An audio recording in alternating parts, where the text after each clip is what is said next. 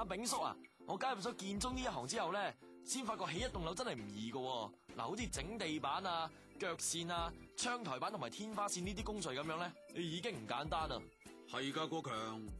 不過我哋做得呢行，難極都識做嘅，爭係爭在你做得夠唔夠好嘅啫。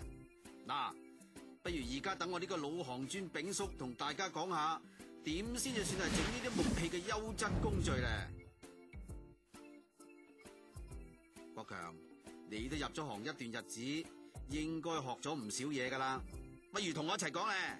好啊，冇問題。要做到優質樓宇，就一定要由正確嘅基本工序開始嘅。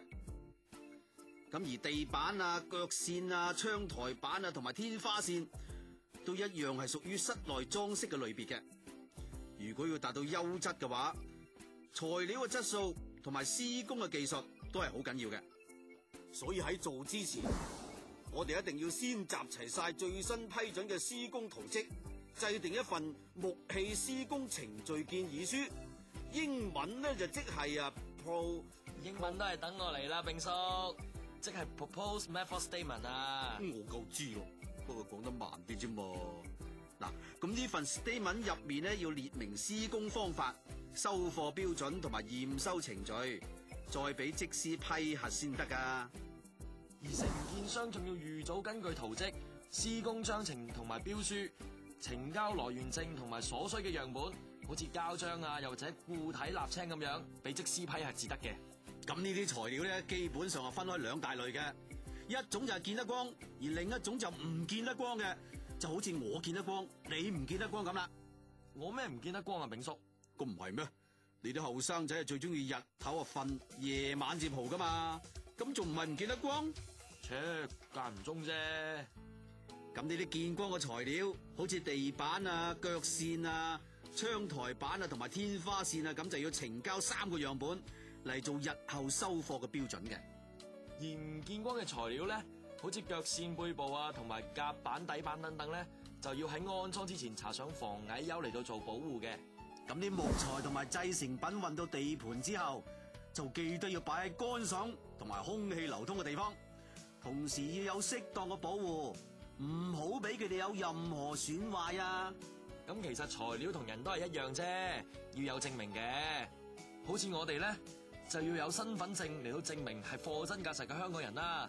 咁至於材料咯，一樣都要有來源證明書嚟到證明啲品質係合乎規格至得嘅。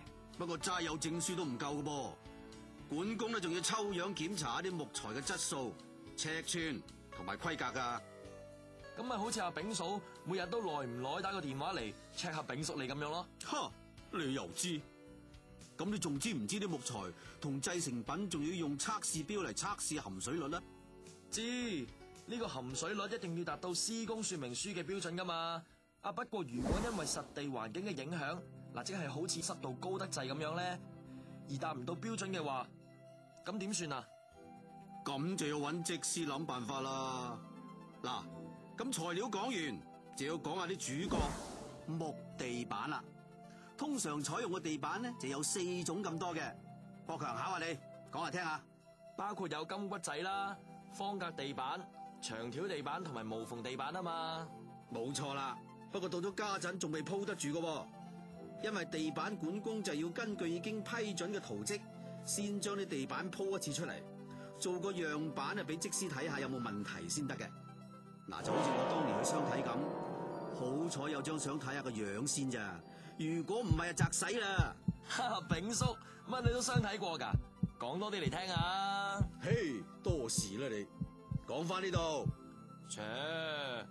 咁除咗樣板之外咧，就仲要確保其他泥水工程已經做好晒啦，而瓦仔啊、窗玻璃亦都要清理好同埋裝嵌好晒至得噶。仲有要記得，地台一定唔可以有撲、起粉同埋反沙嘅情況出現，而喺鋪嗰陣時，地台咧仲一定要保持清潔同埋乾爽。跟足以上嚟做咧，咁啊真係為之優質嘅準備功夫啦。